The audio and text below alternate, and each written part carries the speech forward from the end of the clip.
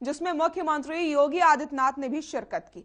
इस दौरान सीएम ने जनता को संबोधित करते हुए समाजवादी पार्टी पर हमला बोला। उन्होंने कहा कि सपा के कार्यकाल में बिजली नहीं आती थी, लेकिन अब बिजली फ्री करने का वादा कर रहे हैं, जो अब चुनावी ही रह गया। और क्या कुछ कहा मुख्यमंत्री योगी आदित्यनाथ ने, आपको सुना देते हैं।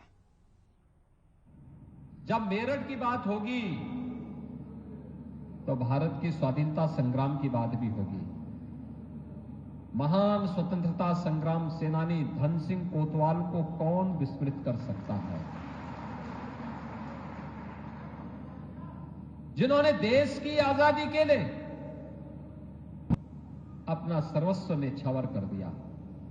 मैं उस महान स्वतंत्रता संग्राम सेनानी धन सिंह कोतवाल समेत भारत माता के उन सभी ज्ञात अज्ञात क्रांतिकारियों को, स्वतंत्रता संग्राम सेनानियों को भी इस अवसर पर कोटि कोटि नमन करते हुए क्रांति धरा मेरठ की धरती को नमन करता हूं। और भाइयों बहनों, जब मैं मेरठ की धरती पर हूं, हस्तिनापुर की धरती पर हूं, तो फिर किसानों को कैसे भूल सकता हूं। अन्नदाता किसान के बगैर तो काम ही नहीं चलेगा। अन्नदाता किसान की जब चर्चा होती है तो भाइयों बहनों, किसानों के मसीहा चौधरी चरण सिंह जी का स्मरण कौन नहीं करना चाहेगा।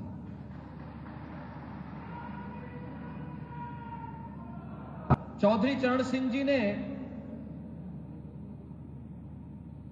स्वतंत्र भारत में किसानों की आवाज को देश की संसद में रखने और किसानों की समस्या के समाधान का मार्ग निकाला था। और सही मायने में कहूं तो चौधरी चरण सिंह जी के सपनों को साकार किया है भारत के यशस्वी प्रधानमंत्री श्री नरेंद्र मोदी जी ने। मुझे बात बताइए, 2012 में समाजवादी पार्टी की सरकार बनी थी। उस सरकार का विकास का कोई विजन नहीं था। उस सरकार ने किसान के लिए कुछ नहीं किया।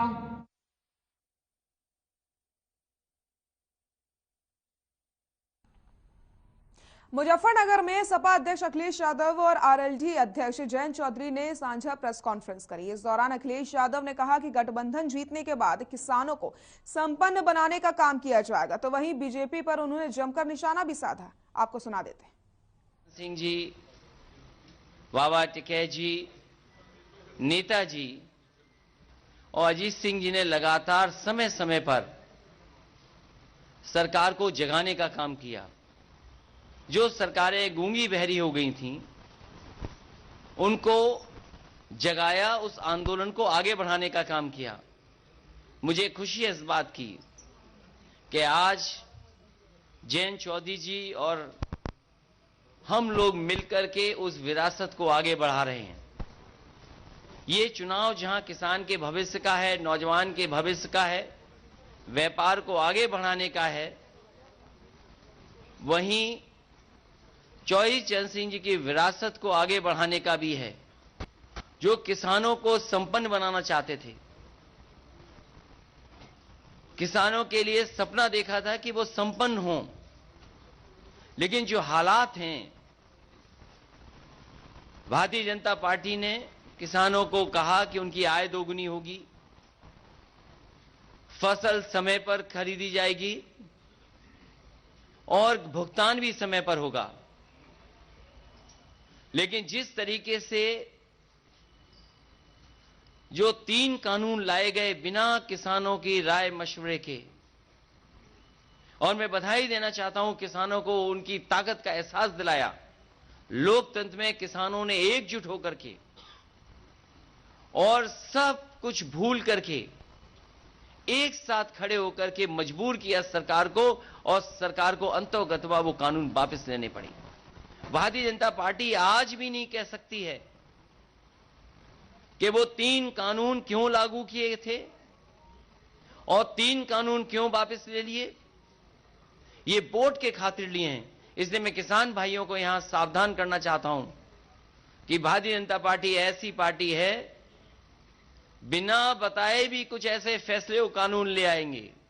इसलिए मैं आरएलडी और समाजवादी पार्टी का गठबंधन है, किसान भाइयों को भरोसा दिलाना चाहता हूं कि कोई भी ऐसे काले कानून उत्तर प्रदेश में कभी लागू नहीं हो पाएंगे। जो भारतीय जनता पार्टी की नीयत है, जो उनकी मंशा है। समाजवादी पार्टी ने बिजली के क्षेत्र में कहा है कि 300 यूनिट मुफ्त होगी, सिंचाई माफ होगी, एमएसपी की खरीद के लिए जो इंतजाम करने पड़ेंगे सरकारी तौर पर किए जाएंगे।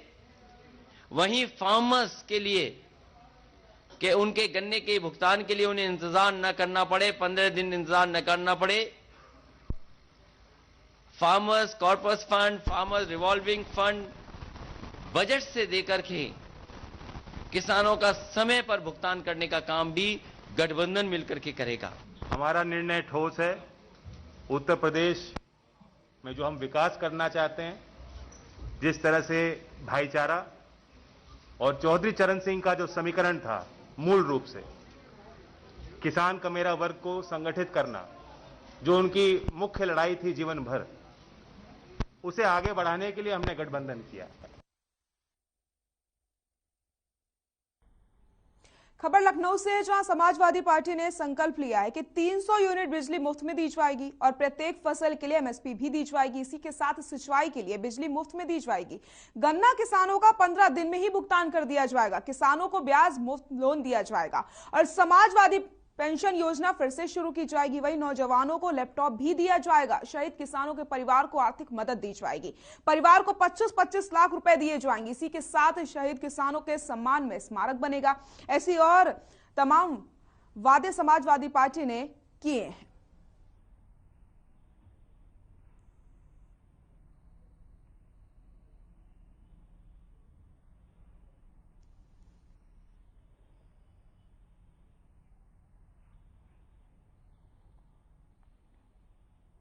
लखनऊ में उत्तर प्रदेश कांग्रेस कमेटी के प्रवक्ता संजय सिंह ने बताया कि पूर्व मंत्री और मीडिया एंड कम्युनिकेशन विभाग के चेयरमैन नजीमुद्दीन सिद्दीकी ने उत्तर प्रदेश कांग्रेस कमेटी के प्रदेश प्रवक्ता मंडल प्रभारी नियुक्त किए गए। उन्होंने बताया कि मंडल मिर्जापुर में जफर इकबाल, आगरा में हाजी जमालुद्दीन, चित्रकूट में राजेश दीक्षित, बस्ती में मोहम्मद रफीक खान और प्रयागराज में सैयद मोहम्मद शहाब को तत्काल प्रभाव से प्रदेश प्रवक्ता मंडल प्रभारी नियुक्त किया गया है। उन्होंने ये भी कहा कि मीडिया विभाग की ओर से आयोजित कराई गई बने यूपी की आवाज जिला प्रवक्ता और जिला मीडिया को कोऑर्डिनेटर चयन के अंतर्गत बरेली, मिर्जापुर, अलीगढ़, प्रयागराज और देवी पाटन मंडल के 15 जनपदों के परिणाम घोषित किए जाएंगे, जिसकी सूची तैयार कर ली गई है।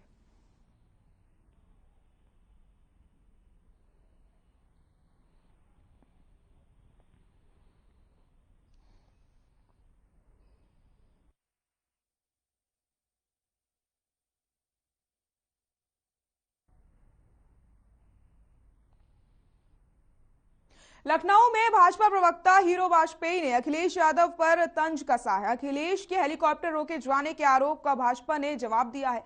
वाजपेयी ने कहा कि अखिलेश यादव पढ़े लिखे नासमझ व्यक्ति लगते हैं। हेलीकॉप्टर के उड़ने या उड़ने की इजाजत एटीसी देती है। भाजपा सरकार ने तय नहीं करती है कि कौन सा विमान उड़ेगा या फिर कौन सा विमान नहीं उड़ेगा। मुझे लगता है पढ़े लिखे ना समझदार आदमी है। इस सब की क्लियरेंस एटीसी देता है। एक जहाज उड़ने के बाद उधर से जहाज उतर रहा है, कौन जाएगा, किसका नंबर किस नंबर पे है, ये एटीसी तय करता है। ये भारतीय जनता पार्टी तय नहीं करती। मुझे लगता है कि इतना पढ़ लिखने के बाद इस तरह की बात करना ना समझी। अखिलेश यादव मुझे लगता है पढ़े लिखे ना समझदार आदमी है। इस सब की क्लियरेंस एटीसी देता है। एक जहाज उड़ने के बाद उधर से जहाज उतर रहा है, कौन जाएगा, किसका नंबर किस नंबर पे है, ये एटीसी तय करता है। ये भारतीय जनता पार्टी तय नहीं करती। मुझे लगता है कि इतना पढ़ लिखने के बाद इस तरह की बात करना ना समझी। अखिलेश यादव मुझे लगता है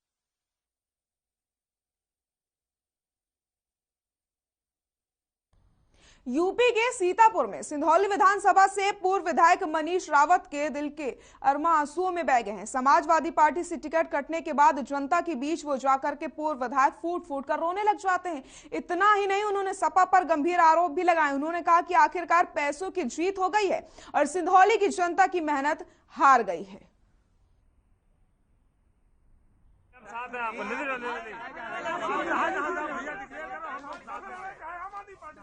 अरे आप कहीं से भी लड़ेंगे चुनावी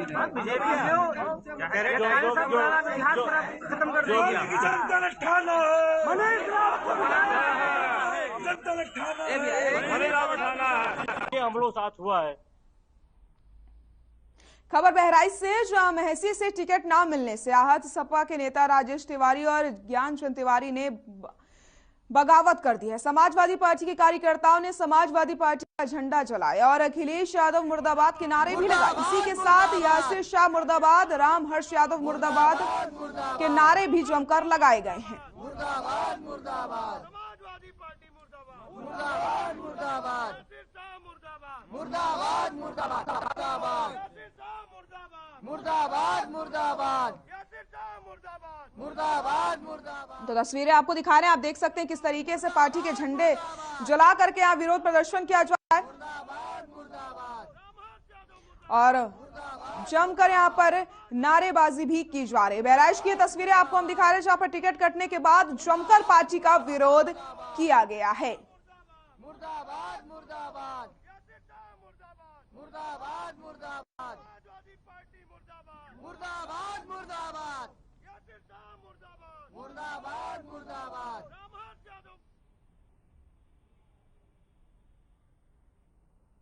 बीजेपी के बस्ती सदर में टिकट घोषणा होते ही विधायक के समर्थकों ने जमकर आतिशबाजी की। वहीं बीजेपी विधायक दयाराम चौधरी के समर्थकों ने बीजेपी से टिकट मिलने के बाद जमकर खुशियां जताई और जमकर आतिशबाजी की गई है। तस्वीरें भी आप देख सकते हैं किस तरीके से टिकट मिलने के बाद आतिशबाजी की गई है और जमकर खुशियां मनाई गई हैं। बस्ती की तस्वीरें आपको हम दिखा रहे हैं। दयाराम चौधरी को जैसे ही टिकट मिला, समर्थकों ने जमकर यहां पर खुशियां मनाई है।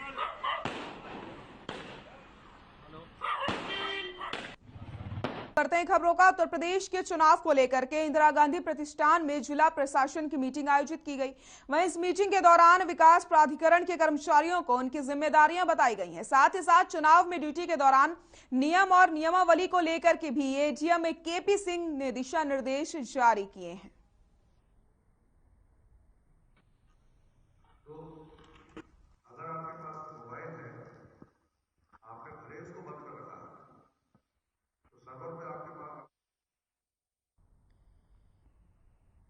लखनऊ में औरंगाबाद खालसा में किसान की जमीन पर जबरन कब्जा का मामला सामने आया। आपको बता दें चले कि थाना बिजनौर क्षेत्र में पीड़ित किसान की 10 बिस्वा जमीन पर बिल्डर जेबी क्रिस्टल और साई ट्रेडर्स कर रहे हैं लगातार जबरन कब्जा। इस मामले के बाद किसान ने स्थानीय पुलिस से बार बार न्याय की गुहार लगाई।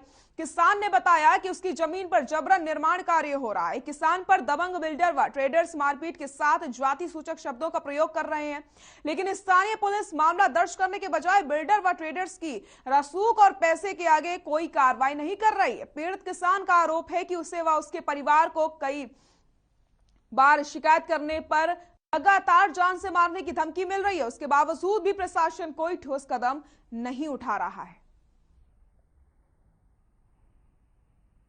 किसके नाम है? हमारे ये हम 2014 से चक्कर लगा रहे हैं। ये हमारी जमीन है मौके पे और ये हमीद सिबनी और प्लस अरविंद सिंह ये मिल के यहाँ पे हमारे पे कब्जा करने। जब हम आते हैं तो हमारी माँ बहन सकते हैं कि जाति सूचक शब्द से हमें प्रयोग करते हैं, गाली देते हैं। कौन लोग गाली आते हैं? अमित सिंधी जेबी ग्रुप वालों का और ये अरविंद सिंह साई ट्रेडर्स वाले। अच्छा। और ये सीधे कहते हैं यहाँ दोबारा देखो कोई जान से मार देंगे। ये जमीन आपकी है? जी हाँ। क्या क्या प्रूफ है आपके पास? नहीं है, 1165 नंबर की हमारी जमीन है।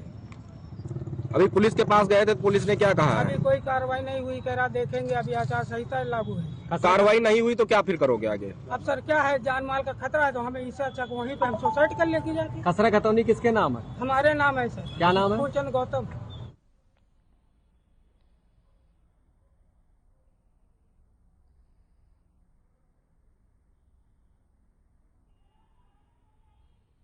खबर लखनऊ से है, जहां पर एक घर में आग लगने से बुजुर्ग महिला की जलकर मौत हो गई है, जिसके बाद मौके पर पहुंची पुलिस ने शव को कब्जे में ले लिया और जांच पड़ताल में जुट गई है। आपको बताते चले मंझियाव थाना क्षेत्र स्थित केशव नगर इलाके की यह घटना है।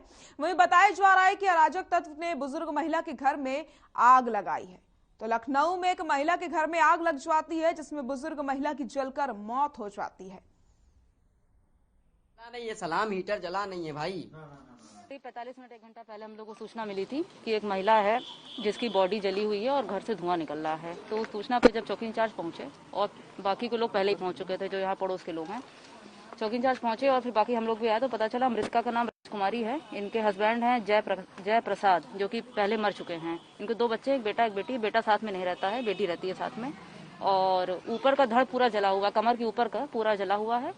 और अभी फील्ड यूनिट आई है, एविडेंस कलेक्ट हो रहे हैं इसमें और बाकी हम लोग दिखवा रहे हैं कि कैसे हुआ। इसमें पोस्टमार्टम के लिए बॉडी भेजी जाएगी तब बाकी चीजें क्लियर होंगी। तहरीर अभी मिली नहीं है।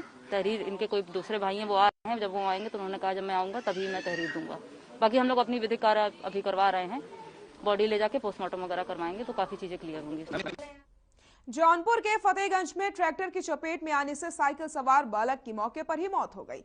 हादसे के बाद ट्रैक्टर चालक ट्रैक्टर छोड़ करके फरार हो जाता है। आक्रोशित ग्रामीणों ने हंगामा करते हुए ट्रैक्टर को आग के हवाले कर दिया। इस घटना के बाद गांव में तनाव की स्थिति है। गांव में शांति व्यवस्था को बनाए रखने के लिए भारी मात्रा में अर्धसैनिक व पुलिस जवान तैनात कर दिए गए। पुलिस शव को पोस्टमार्टम के लिए भेज करके मामले की जांच में जुटी हुई है।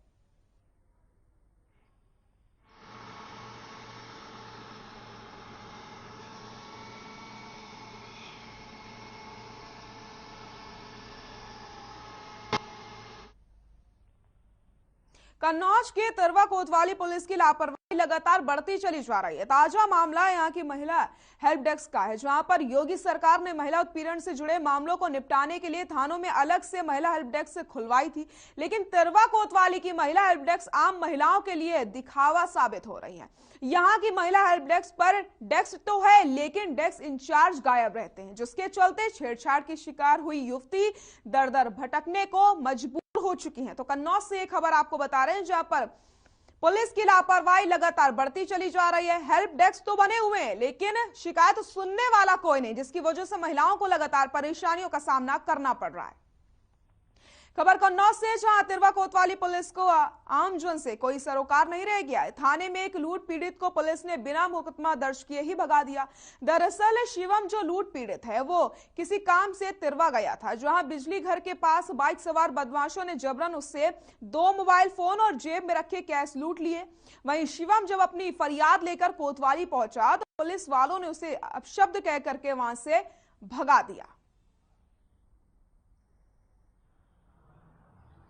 तो फोन थे सर जी मेरे पास और सर जी 4000 और कह रहे 565 रुपए थे सर जी। लो सर जी मेरे को मारा भी बहुत था सर जी। कहाँ पर, किस जगह पर? ये सर जी ये आगे सर जी ये कच्ची रोड नहीं की है नरवा के लिए। हाँ। वो क्या नाम एक पुल ऐसा गया है और जब यहाँ पे सर जी मैंने यहाँ पे जब लिखवाई तब ये लोग बोलते पी के आए हो क्या? किसने कहा? यही पे सर जी अंदर गया था जब मैं पुलिस ने कहा। उत्तर प्रदेश के बुलंदशहर के खुर्जनगर कोतवाली के आरके इंसुलेटर पॉटरी इलाके में सिरेमिक पॉटरी की छत गिरने से बड़ा हादसा हो गया। आपको बताते चले छत पर जरूरत से ज्यादा वजन था, जिसकी वजह से छत गिर गई है। वहीं इस हादसे में सिरेमिक पॉटरी की छत के नीचे कई लोग दब गए। वहीं मौके पर पहुंची भारी संख्या में पुलिस बल ने रेस्क्यू ऑपरेशन चलाया और एक महिला को रेस्क्यू करके बाहर निकाला गया और रेस्क्यू ऑपरेशन लगातार चल रहा है।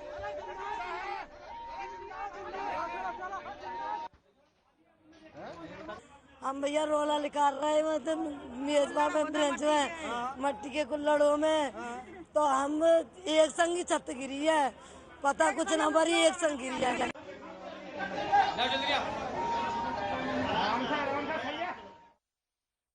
खबर फिरोजाबाद से, जहां चंदपुरा गांव के समीप एक युवक को गोली मारी गई और उसकी बाइक को आग के हवाले कर दिया जाता है। वहीं घायल युवक को गंभीर हालत में उपचार के लिए trauma centre Agra medical college refer कर दिया जाता है। दरअसल घटना के पीछे कोर्ट मैरिज करना बताया जा रहा है, जिसको लेकर के लड़की पक्ष के जीजा ने अपने साथियों के साथ मिलकर वारदात को अंजाम दिया है। युवक को घायल हालत में छोड़ करके वहां से आरोपी फरार हो जाते हैं। वहीं सूचना मिलते ही पुलिस मौके पर पहुंचती और मामला दर्ज करके जांच पड़ताल में जुट गई है।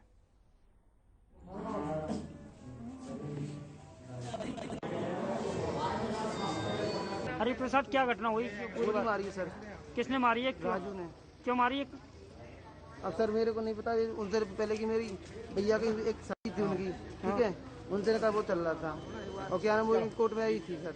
अच्छा, कोर्ट मैरिज की उन्होंने? हाँ सर, सुनने बुला के इनको और इन्होंने गोली मार। लखनऊ ग्रामीण के इटौंजा थाना इलाके के भिखारीपुर गांव में पुजवारी की हत्या का मामला सामने आया। पुजवारी की हत्या चाकू से गला कर की गई। वहीं हत्या की सूचना स्थानीय लोगों ने पुलिस को दी, जिसके बाद मौके पर पहुंची पुलिस ने शव को कब्जे में लिया और जांच पड़ताल में जुट गई है।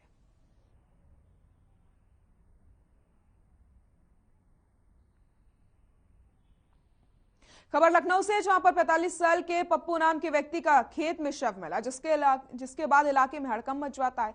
वहीं राहगीरों की सूचना पर मौके पर पुलिस पहुंचती है, शव को कब्जे में लेकर पोस्टमार्टम के लिए भेजा जाता है और पुलिस मामले की जांच पड़ताल में जुटी हुई है।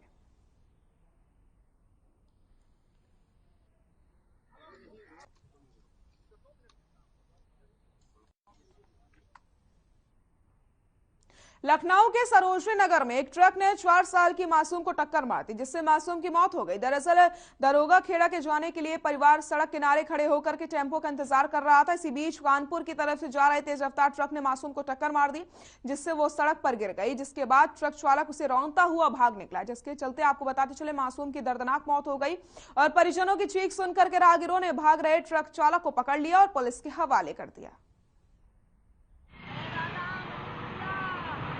भैया, हम दरोगा खेड़े अपनी मम्मी सास के लड़के के बर्थडे में जा रहे थे। बस टैक्सी आगे जा रही थी तो हमने कहा लो बैठ ले। टैक्सी आगे चली गई और ट्रक वाले से हमने कहा रुको, रुक जाओ, हम बैठ ले। वो उन्होंने रुका नहीं, बस हाथ छुपा इनके साथ। ट्रक के अंदर लड़की थी, हमने कहा लाओ निकाल ले। उन्होंने निकाले, ले दिया, चढ़ा दिया उसके ऊपर। अपना उत्तर प्रदेश में फिलहाल के लिए इतना ही। नमस्कार।